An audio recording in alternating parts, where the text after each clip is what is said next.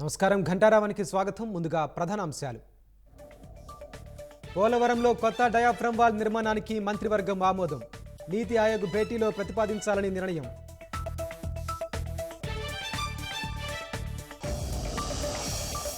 శాంతి భద్రతల్లో ఏపీని అగ్రస్థానంలో నిలుపుతామన్న సీఎం.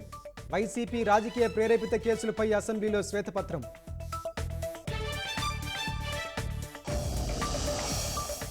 ఏపీలో వైసీపీ అక్రమాలపై కేంద్ర ఏజెన్సీలతో దర్యాప్తు చేయించాలి.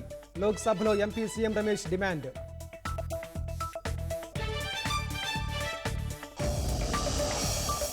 మదనపల్లె దసరాల దహనం కేసులో 4వ రోజు ముమ్మర విచారణ.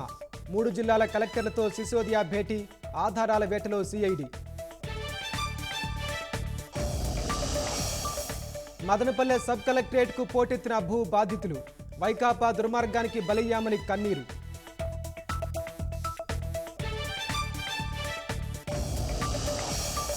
మహారాష్ట్రను ముంచెత్తుతోన్న భారీ వర్షాలు. ముంబై, పుణేలోని లోతట్టు ప్రాంతాలు జలమయం.